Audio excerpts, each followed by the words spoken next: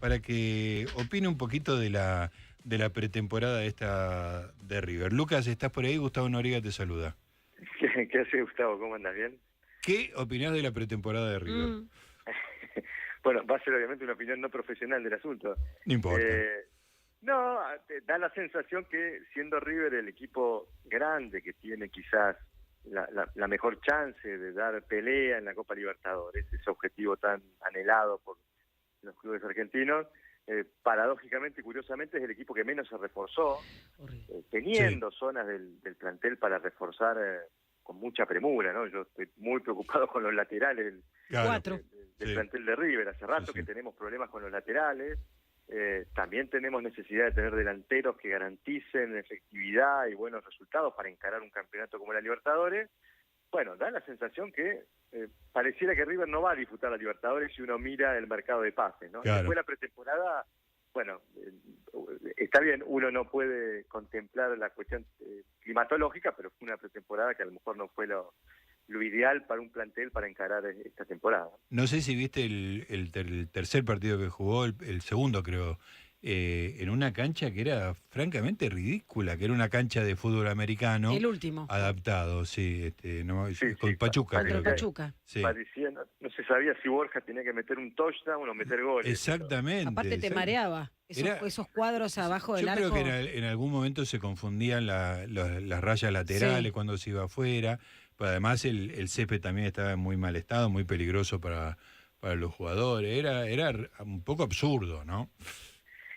Y después las lesiones, bueno, que eso también son imponderables, pero no dejan de ser factores que uno tiene que tener en cuenta cuando planifica el trabajo de un plantel, el armado de un plantel, sobre todo, insisto, no solo para enfrentar la Copa de la Liga, que es lo que le toca a River ahora el próximo domingo, sino la Copa Libertadores. Claro, claro. Bueno, Lucas, a lo que sos profesional, que es el análisis político, sos politólogo, director de Sinopsis. Son días intensos porque tienen que ver con la actividad del Congreso. Hoy a las 6 hay reunión de plenario de comisiones. Teóricamente el jueves reunión en diputados, mañana paro.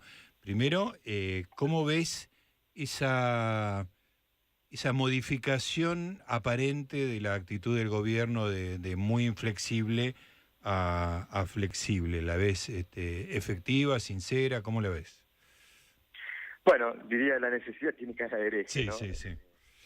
A ver, yo digo que lo que estamos viendo, si uno hubiera ido a un médico de democracia, de sistema político, y le hubiera llevado esta democracia argentina nuestra a una consulta el 10 de diciembre, probablemente el médico miraría los estudios, un poco la descripción de cuál es el estado de salud de este sistema político y diría, este sistema político va a tener problemas de toma de decisión. Claro. Por el modo en que había quedado configurada la escena, ¿no? Un presidente que surge en minoría, una fuerza muy particular, porque una fuerza que no tenía representantes en el legislativo, con lo cual en la renovación legislativa le iba a costar mucho construir mayoría, y efectivamente ocurrió, ganó ese presidente al mando de esa fuerza. Ya lo ponía en una condición de hiperminoría muy compleja que, bueno, le planteaba un desafío tremendo porque lo que había que hacer era tomar decisiones impopulares, ¿no? No había que repartir caramelos, todo Claro. lo contrario. Entonces uno imaginaba, bueno, ¿cómo será ese proceso de toma de decisión? Y efectivamente estamos viendo un proceso bastante engorroso, ¿no? Lo cual, en algún punto, transparenta esto que era previsible. Ujú. Se veía que esto iba a tener, que este gobierno iba a tener dificultades en la toma de decisión. Había dos soluciones, yo te diría, Gustavo, ortodoxas, tradicionales, con las cuales podía resolver el proceso de toma de decisión. Una era la coalicional, ir a buscar conformar una coalición más amplia, que le dé más sustento al proceso de toma de decisión. Esa opción Milei no eligió. La otra opción era sentarse a negociar, es decir, empezar a hablar con el resto de los actores, bueno, cuál de las decisiones que se querían tomar eran las decisiones posibles de tomar. Tampoco parecía en un comienzo tomar esa opción, y Milei pareció, justo estaba escribiendo un artículo, un poco apelar al chicken game, ¿no? Sí. Este juego muy conocido de la teoría de los juegos, de confrontar con la política. Sí, Bueno, sí. mira, si ustedes no me dejan tomar decisiones, esto se va al diablo, porque estamos al borde de una catástrofe económica y social y a mí me votó la mayoría para hacer esto, así que déjenme tomar decisiones. Esa era la tesitura las primeras 3-4 semanas. Bueno, viendo que esa estrategia empezó a encontrar obstáculos, vuelvo a la primera parte de la respuesta, la necesidad tiene cara de hereje, creo que le hizo, rever esa postura intransigente del gobierno y empezó a negociar, pero casi sin quererlo, ¿no? Porque como si el presidente se ufanara permanentemente en explicitar que él no está negociando, que él no está cediendo, Sí. que se está mejorando el proceso de comisión, cuando a la luz lo que está ocurriendo es un proceso de negociación donde, algunas decisiones que no tienen consenso van quedando de lado, ¿no? Claro, y que eventualmente puede mejorar, digamos, pero no deja de ser una negociación. Bajo esto, mejoro esto. Claro, porque es difícil entender como una mejora cuando alguien quita algo, ¿no? Uno puede mejorar la redacción de un artículo, pero cuando uno está quitando es porque esa decisión que quería tomar no tiene consenso y de vuelta, ¿no? Me parece que acá es todo consecuencia de una condición. De hecho, ni siquiera es achacable a Javier Milei. En todo caso, lo que sí es achacable a él es qué resultados en términos de buenos o malos tienen la estrategia política que él adopta para resolver ese problema de la minoría. Uh-huh. Porque acá uno podría decir, quizás esta estrategia agresiva de poner tantas cosas sobre la mesa y de pretender con intransigencia que se las aprueben, quizás al final del camino le dé más resultados logrados de los que hubiera obtenido si iba con una estrategia más progresiva de negociación. Sí. El contrafáctico en esto siempre es difícil de ponerlo a confrontar, ¿no? Pero supongamos, vamos a darle el beneficio de la duda de que podría haber logrado menos si iba en un camino progresivo en donde negociaba las 4 o 5 cosas que necesitaba y después iba avanzando en otras decisiones. ¿Cuál es el perjuicio? Y acá donde a mí me parece que en la balanza pudiera ser una estrategia inconveniente esta que eligió el gobierno, que es, el perjuicio es el tiempo. Claro. Esto se está demorando mucho. Uh-huh. De hecho, Milei quería la ley antes de enero. Bueno, eso no va a ocurrir. Pero solo para poner en comparación los tiempos con los cuales contó Alberto Fernández, que contaba con mayoría, el 21 de diciembre del 2019, 21 de diciembre, no había ocurrido Navidad todavía. Hacía 11 días que Alberto Fernández había asumido, ya tenía aprobado su paquete económico en el Congreso. Claro. Otro contexto económico y obviamente un presidente con mayoría. Claro. No estoy destacando una virtud de Alberto Fernández, estoy destacando una las condiciones objetivas de ejercicio del poder, ¿no es cierto? Exacto. Una condición que tenía Alberto Fernández que Milei no tiene. En el contraste, vamos 40 y tantos días de inicio de mandato y Milei todavía no tiene las decisiones que él reclama para poder enfrentar el desafío económico, y esto es un prejuicio para eventualmente el éxito que pueda tener el intento de Milei de ordenar la economía y de corregir los desequilibrios económicos. O sea, ahí es donde uno puede sí empezar con una vara evaluativa, decir, bueno, ha sido buena, ha sido mala la estrategia de Milei. Yo creo que si esto se demora demasiado, ahí puede haber un perjuicio, que es el siguiente, que es que Milei necesita tomar decisiones muy rápido. Uh-huh. Porque necesita demostrar muy rápido para una opinión pública y una sociedad que no tiene mucha paciencia que el rumbo económico es el correcto, que empiezan a aparecer resultados y que yo te diría que el sufrimiento marginal es decreciente. Sí, entiendo. Esa es la clave para el programa económico de Milei, que él demuestre que a medida que pasa el tiempo se sufre menos, porque eso es lo que le va a permitir comprar más paciencia en la opinión pública. Siguiendo tu razonamiento, Lucas, uno puede pensar que al gobierno le conviene sacar una sanción de diputados el jueves sin importar mucho lo que queda afuera, digamos, mostrar que se hizo algo. Sí, y sobre todo necesita que lo que salga el jueves tenga lo esencial. Claro. Porque en esta ley ómnibus hay temas que son urgentes e importantes, y hay otros que son menos urgentes y menos importantes por no desconocer la importancia o urgencia de los asuntos. Uh-huh. Es decir, él necesita sacar lo esencial.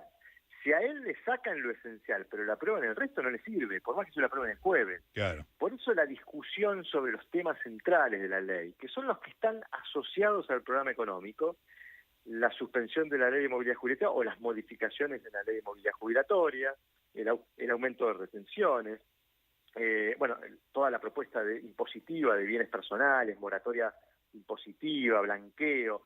Son esas las que hacen al programa económico que presentó Caputo el 13 de diciembre. Por eso, esas son las decisiones Eso tiene que estar, con mucha claro, urgencia. Exactamente. claro, está muy bien.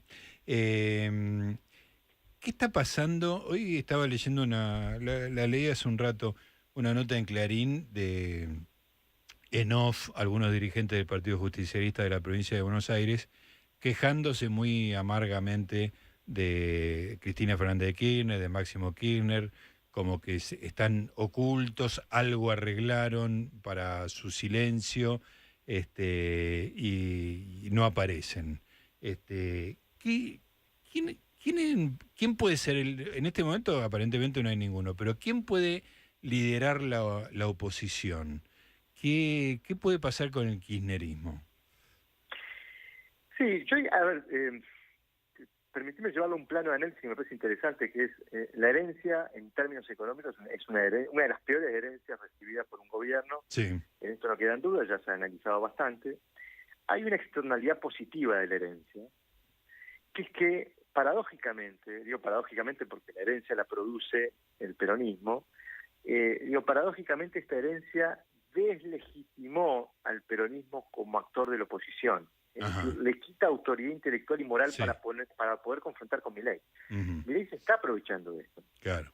Es muy difícil, hoy, digamos, todos los actores que protagonizaron el oficialismo hasta el 10 de diciembre y que produjeron los resultados económicos que produjeron, están absolutamente deslegitimados para poder confrontar con las ideas económicas de Milei. Entonces, yo tengo la impresión que Cristina está ausente, pero porque es conveniente para la protesta que ella esté ausente. Claro, para no deslegitimar la protesta.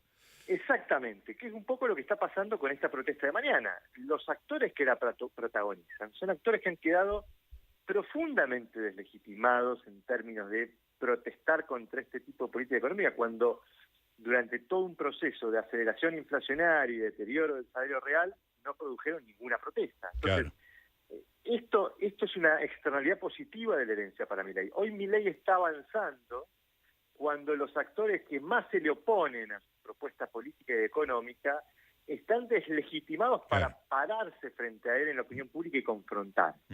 Entonces, pero lo quiero llevar a otro plano, que es que mucho se ha hablado respecto de la conveniencia que tenía Cristina de entregarle el poder a una figura como Milei. Si uno le podía ofrecer a Cristina la posibilidad de elegir a quién entregarle el poder, ¿no? Dar por sentado que la derrota estaba, bueno, había que elegir a alguien, probablemente, casi sin tener pruebas, pero sin tener dudas, Cristina hubiera elegido a Javier Milei. ¿Por qué? Porque era un presidente que iba a ser débil políticamente, que iba a querer aplicar un programa económico de shock y de ajuste profundo, que son las ideas que tiene Milei, y eso probablemente produzca mal humor social. Entonces, también el silencio de Cristina es casi dejar que la escena madure en términos de lo que ella cree va a ocurrir. ¿Por qué voy a poner la cara ahora? El pochoclo de Albistur, digamos, de esperar que se pudra todo. Bueno, en algún punto ese chiste absolutamente fuera del lugar de Albistur, aparte absolutamente fuera del lugar de alguien que entiende de comunicación política. Sí, tal cual, muy sorprendente eso. Es un chiste que lo perjudica a él, perjudica sus intereses. Pero digo, al margen, es un chiste que está construido sobre una idea de base, que es la perspectiva de que a Milei se le puede complicar la escena en la opinión pública a medida que este proceso de correcciones avance. Entonces, creo que el silencio de Cristina obedece entonces a esas dos razones. Primero, su falta de legitimidad para poder confrontar con Milei. Claro. Casi que si se pone a confrontar con Milei lo ayuda. Y por otro lado, esta idea de que esto hay que dejarlo madurar. Ahora, en ese contexto, yo sigo creyendo que, digamos, más allá de la derrota, Cristina sigue siendo una referente para una minoría intensa que, sin ser una mayoría o sin tener la capacidad de ser un actor protagónico de la escena política, le alcanza para tener influencia o incidencia en el universo del peronismo. Esta vieja cuestión de cómo hace el peronismo para sacarse el kirchnerismo encima, hasta que alguien no la derrote electoralmente, para mí eso no va a ocurrir. Que la derrota Mira, internamente, decís. exactamente. Ajá. En el peronismo los liderazgos se suceden como consecuencia de resultados electorales. Le pasó a Menem Sí, con Menem Cafiero, Cafiero. le pasó a Kirchner con Menem, Ujú. y así, después le pasó a Duhalde con Kirchner. O sea, los liderazgos se consolidan mediante los resultados electorales. Y Ujú. hasta aquí nadie le ha ganado una interna Claro. a Cristina. Es cierto, Cristina la ha evadido. Claro. Con mucha inteligencia siempre ha logrado Sí, evitar eso. pero ha tenido el poder para evitar que exista, digamos. Exactamente. Y entonces yo creo que si el proceso avanza en la línea que el peronismo cree que va a avanzar, es decir, que se deteriora el clima de opinión pública en favor del presidente, porque el proceso de correcciones produce mal humor, y eso puede abrir márgenes de legitimidad para que figuras del peronismo vuelvan a emerger para confrontar contra el presidente. No tengo duda que el kirchnerismo va a seguir siendo un actor Sí. protagónico dentro del peronismo, cosa que es un problema para el peronismo, porque sigue siendo el Claro, le kirchnerismo sigue poniendo el techo. Claro, el que le impide al peronismo tener una reputación claro. de los actores económicos de que el peronismo puede subsidiar o puede, digamos, subordinar su pretensión distributiva a la racionalidad, por lo menos fiscal. Ujú. ¿No? En la medida en que eso no quede demostrado, y eso el kirchnerismo ha dado muestra de que no es así, que él quiere subordinar las leyes de la economía a sus intereses políticos, bueno, va a seguir siendo un espacio político que no logre reputación y que logre lo que habitualmente sucede, que cuando el peronismo se acerca al poder, bueno, los mercados se alejan de la Argentina, ¿no? Claro.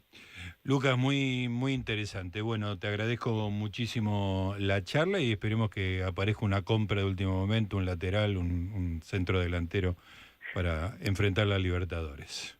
Esperemos esto seguro, seguro. Un abrazo grande. Abrazo. Ahí estaba Lucas Romero, politólogo, director de consultoría Sinopsis, lo hicimos opinar también de fútbol.